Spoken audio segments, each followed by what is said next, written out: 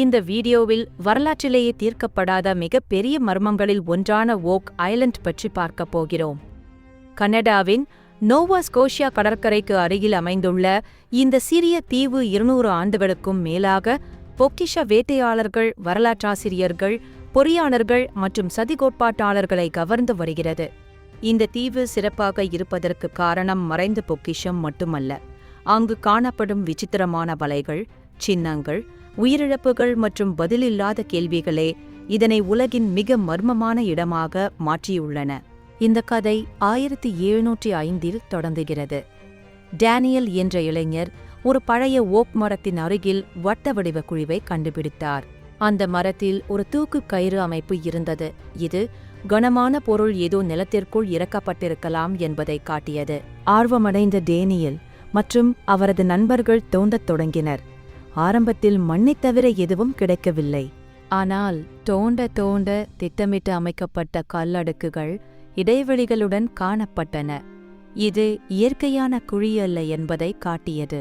இந்த குழி பின்னர் மணி பிட் என அழைக்கப்பட்டது. மேலும் ஆழமாக தோண்டிய போது மனிதர்கள் திட்டமிட்டு உருவாக்கிய அமைப்பு என்பது தெளிவானது.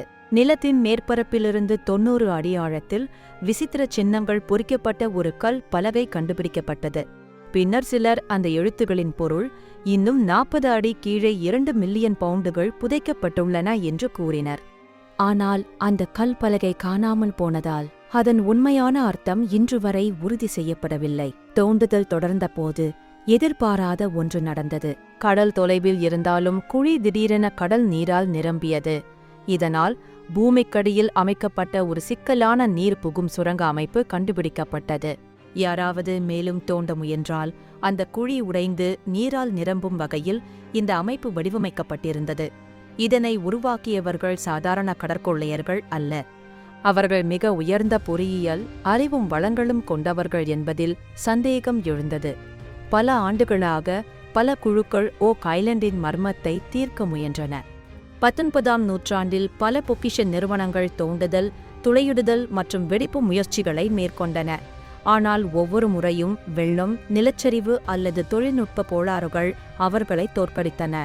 இந்த முயற்சிகளில் 6 பேர் உயிரிழந்தனர்.